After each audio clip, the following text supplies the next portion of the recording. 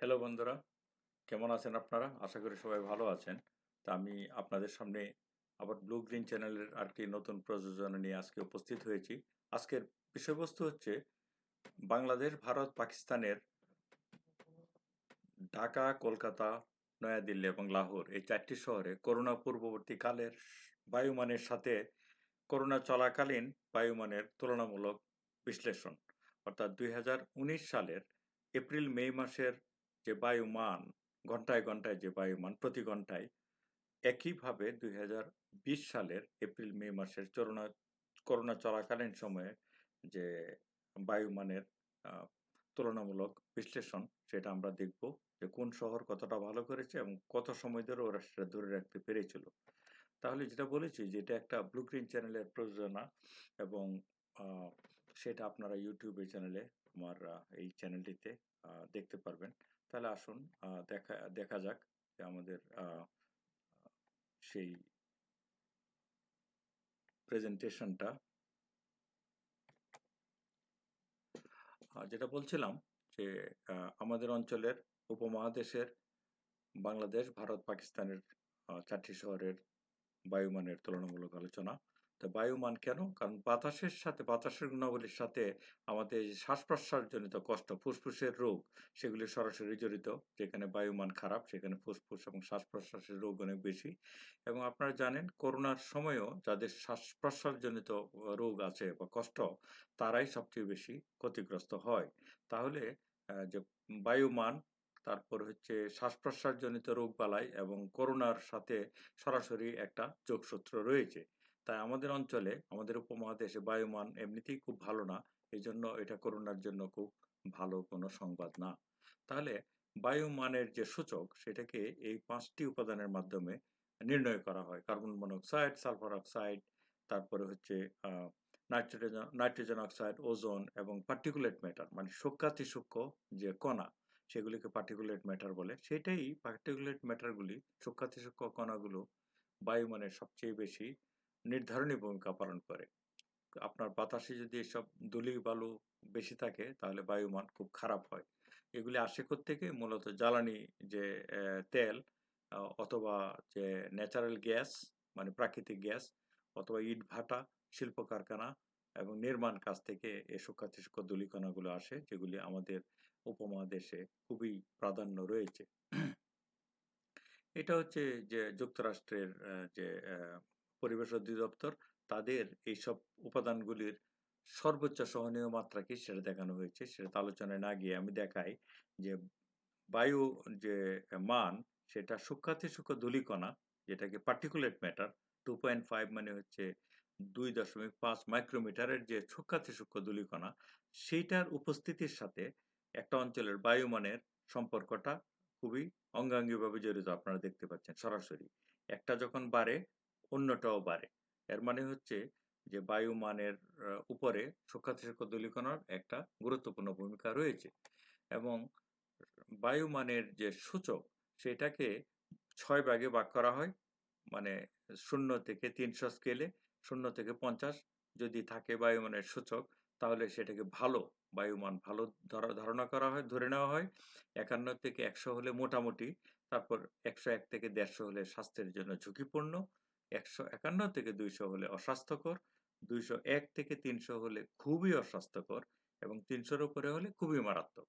আগেই বলে রাখি, আমরা দেখব ২০১৯ সালে ঢাকা শহরে এবং এমনকি অন্যান্য কিছু কিছু শহরে, লাহোরে বায়ুমান কখনো কখনো খুব মারাত্মক পর্যায়ে পর্যন্ত পৌঁছে গিয়েছিল।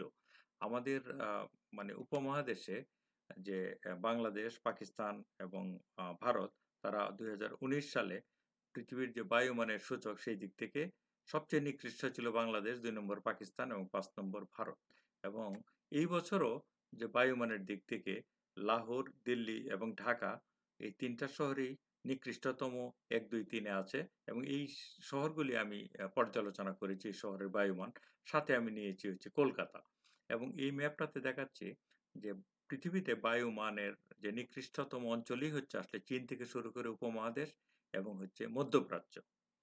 তাহলে আমি যেই এই গবেষণার জন্য উপাত্তটা নিয়েছি, সেটা হচ্ছে যুক্তরাষ্ট্রের যে দূতাবাস সারা পৃথিবীতে ছড়িয়ে ছিটিয়ে আছে এবং তাদের কনসুলেট, তারা তাদের প্রত্যেকটি দূতাবাস এবং কনসুলেটে প্রতি ঘন্টায়, ঘন্টায় বায়ুমান নির্ধারণ করে এবং সেই ডেটাটা তারা আর্কাইভ করে রাখে। তা আমি ২০১৯-২০ এর এপ্রিল-মে মাসের ডেটা আমি যুক্তরাষ্ট্রের যে দূতাবাস এবং কনসুলেটগুলি ৪ টা শহরে সেখান থেকে নিয়েছি এবং পর্যালোচনা করেছি। তার বাইরে গিয়েও আমি যুক্তরাষ্ট্রের যে সবচেয়ে বড় শহর নিউ ইয়র্ক সিটি, সেটার বায়ুমান আমি যাচাই-বাছাই করেছি একটা রেফারেন্স পয়েন্ট হিসাবে। যে এই যে এটা এখানে দেখাচ্ছি, যুক্তরাষ্ট্রের নিউ ইয়র্ক শহর খুবই উন্নত একটা শহর। সেখানে অনেক গাড়ি-ঘোড়া, শিল্প কারখানা। কিন্তু দেখেন ২০১৯ এবং ২০ এ বায়ুমানের গড় কিন্তু ২৫ এবং ২২ ছিল যথাক্রমে। যেটা দুটোই হচ্ছে ৫০ এর নিচে, অর্থাৎ খুব ভালো ছিল। তবুও করোনা সময়কালীনে এই বছর বায়ুমান ১৫% উন্নতি হয়েছে। এর মানে হচ্ছে যে এই যে লাল রেখাগুলি হচ্ছে ২০১৯ এর আর সবুজটা হচ্ছে ২০২০ এর। পরবর্তী সমস্ত গ্রাফগুলিতে আমি লাল দেখাবো ১৯ এর জন্য এবং সবুজ হচ্ছে ২০ এর উপাত্ত দেখানোর জন্য। মানে সাইড বাই সাইড পাশাপাশি রেখে। একই সময়ে, একই দিনে, একই ঘন্টায়, ঘন্টায়। এই গ্রাফটা থেকে আমরা দেখতে পাচ্ছি যুক্তরাষ্ট্রের উন্নয়ন হলেও বায়ু দূষণের মাত্রা করোনার আগে এবং পরে ২ সময়ই কম ছিল এবং এখানের যে বায়ু মানের মাত্রা সেটা ২০২০ সালে ২০১৯ এর তুলনায় অর্ধেকের বেশি সময় ৫৮ ভাগ ভালো ছিল। অর্থাৎ করোনা সময়কালীন কিছুটা হলেও উন্নতি এমনকি নিউ ইয়র্কেও হয়েছে। তাহলে এটা নিউ ইয়র্ক হচ্ছে একটা রেফারেন্স পয়েন্ট যে একটা দেশের উন্নতি হলেও আ মানে বায়ুমান কিংবা পানির যে পরিবেশের যে গুণাবলী সেগুলি রক্ষা করে উন্নয়নটা করা সম্ভব। এইজন্য এটা একটা রেফারেন্স হিসাবে দেখালাম। তাহলে ঢাকা শহরের দেখা যাক, এই যে লালটা হচ্ছে ২০১৯ আর সবুজ রেখাগুলি ২০২০ এর। যেটা আগে আমি উল্লেখ করেছি ২০১৯ সালে দেখেন হ্যাজার্ডাস খুবই মারাত্মক পর্যায়ে ঢাকা শহরের প্রায় ১৫ দিন খুব অস্বাস্থ্যকর থেকে মারাত্মক পর্যায়ে ২০১৯ সালের এপ্রিল-মেতে প্রায় ১৫ দিন ৬০ দিনের মধ্যে বায়ুর মান উঠেছিল, অর্থাৎ খুব খারাপ ছিল। ২০২০ এর এপ্রিল-মেতে আসলে মাত্র ৫ দিন খুবই অস্বাস্থ্যকর পর্যায়ে বায়ুর মান ঢাকা শহরে ছিল। অর্থাৎ করোনাকালীন সময়ে এবছর কিছুটা হলেও বায়ুমানের উন্নতি ঢাকা শহরে হয়েছে। সেটা কত? সেটা আসুন দেখা যাক। যে ২০১৯ সালে গড় বায়ুমান সূচক ছিল ঢাকা শহরে ১৪৩ এবং ২০২০ এ হয়েছে ১২০, অর্থাৎ ২৩ পয়েন্টের উন্নতি হয়েছে, যেটা হচ্ছে বায়ুমানের ১৬% উন্নতি হয়েছে। এটা দৃশ্যত দেখাই যাচ্ছে সবুজ রেখাগুলি গতবারের লাল রেখাগুলির থেকে আরো নিচে, প্রত্যেকটাই একটু ভালো। তাহলে ঢাকা শহরে ৬৮% সময় এই বছরের এপ্রিল-মেতে গত বছরের এপ্রিল-মের তুলনায় বায়ুর মান ভালো ছিল। একইভাবে কলকাতায় যদি আমরা দেখি ২০১৯ বনাম ২০২০, দৃশ্যতই দেখা যাচ্ছে ১৯ এর তুলনায় ২০ এর বায়ুমান ভালো ছিল।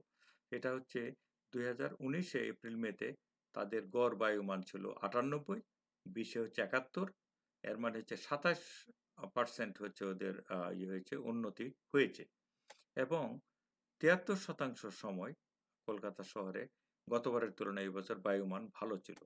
একইভাবে যদি আমরা নিউ দিল্লি অর্থাৎ নয়াদিল্লি দেখি, তাহলে দেখা যাচ্ছে লালগুলি ১৯, সবুজটা হচ্ছে ২০।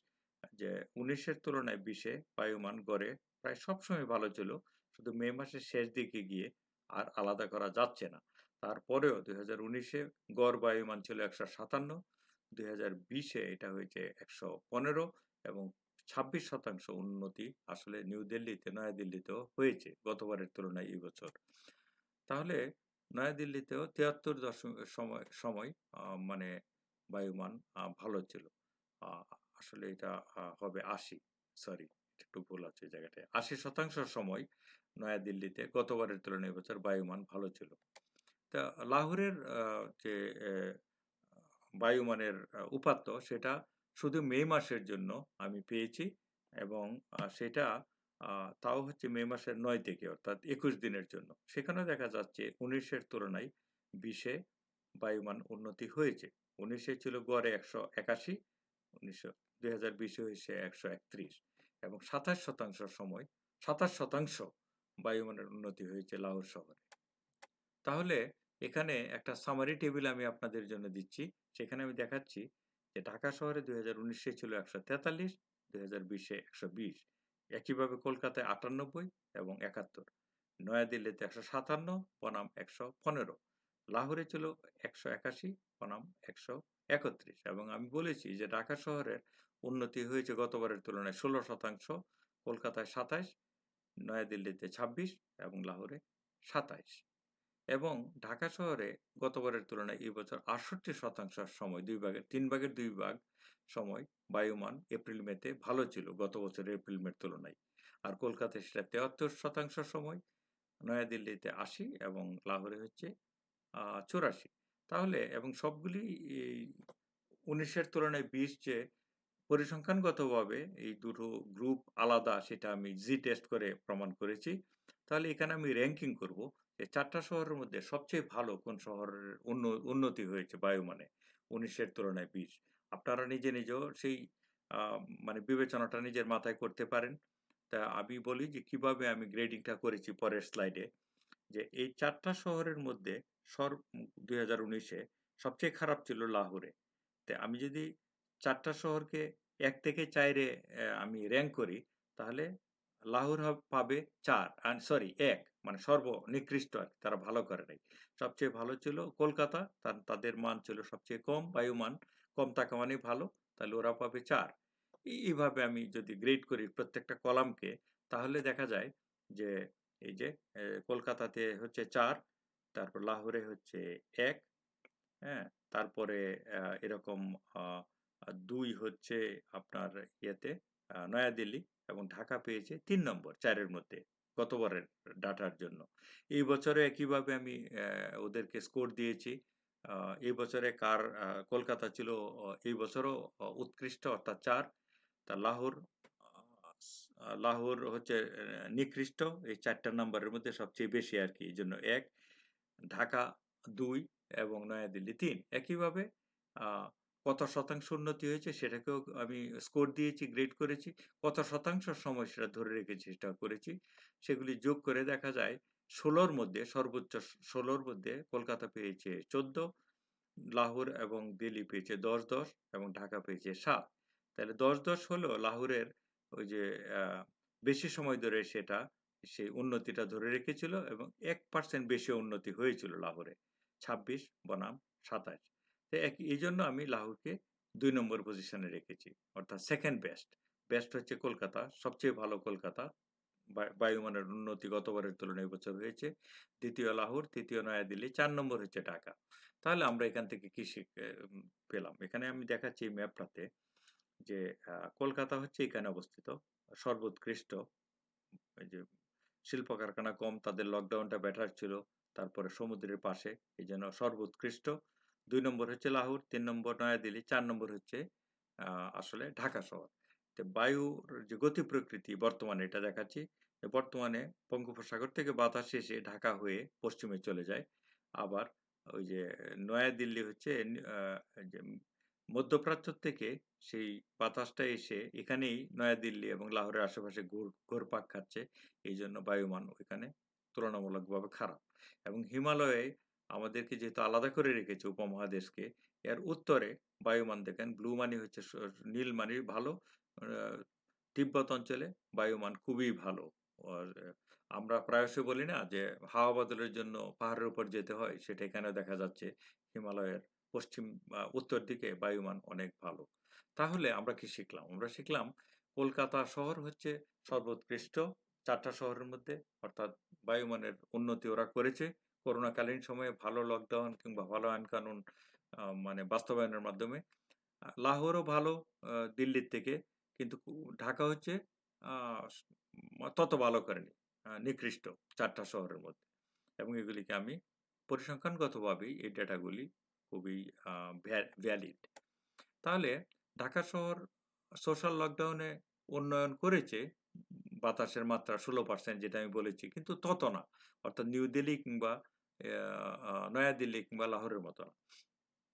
এবং নিউ ইয়র্ক শহরের বায়ুমান ২ বছরের তুলনা করে দেখালাম যে একটা উন্নত দেশে যেখানে আইন-কানুন এবং দূষণের মাত্রা সবসময় নিয়ন্ত্রণে রাখে এবং খুব উন্নত পরিবেশ নীতিমালা ওরা বাস্তবায়ন করে, সেখানে উন্নয়ন করেও দূষণের মাত্রা সহ্য সীমার মধ্যে রাখা সম্ভব। সেটা বায়ু দূষণের মাত্রা হোক, পানি কিংবা মাটির দূষণের মাত্রাই হোক।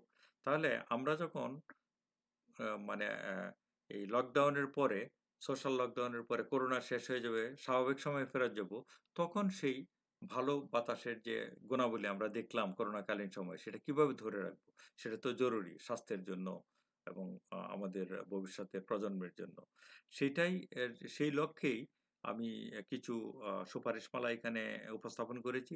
সেটা হচ্ছে যে আমাদেরকে যদি করোনা পরবর্তীকালেও যখন করোনা থাকবে না, তখনও কিভাবে আ যানবাহনের যে দূষণ সেটাকে নিয়ন্ত্রণে রাখা যায়। ভালো, ভালো অ অ মানে আ এই জ্বালানি ব্যবহার করা যায়। তারপর বিকল্প জ্বালানি সৌরবিদ্যুৎ বা জলবিদ্যুৎ, বায়ুবিদ্যুতের উপর নির্ভরশীলতা বাড়ানো যায়। কয়লা ভিত্তিক বিদ্যুৎ কেন্দ্রগুলি থেকে আমরা সরে আসতে পারি। এই লক্ষ্যে আরো যদি যারা বাইসাইকেল চালাবে তাদেরকে যদি আরো অ অ উৎসাহিত করা হয় ট্যাক্স কাটের মাধ্যমে, মানে ট্যাক্স রেয়াতের মাধ্যমে, এরকম বা রিক্সা যারা চালায় তাদেরকে যদি আমরা উৎসাহিত করি, কারণ তারা বায়ু দূষণ করে না, তাহলে আমাদের পক্ষে করোনা পরবর্তীকালেও আসলে বায়ু দূষণটা সহনীয় মাত্রায় রাখা সম্ভব। সেটা নিউ ইয়র্ক শহরের প্রেক্ষিতেও আমরা আরেকবার বলতে পারি। ধন্যবাদ আপনাদের সকলকেই। আশা করি আমার এই আ উম মানে উপস্থাপনা ভালো লেগেছে। ভালো লাগলে আমার চ্যানেলটি অবশ্যই সাবস্ক্রাইব করবেন এবং বেল বাটন টিপ টিপ দিবেন।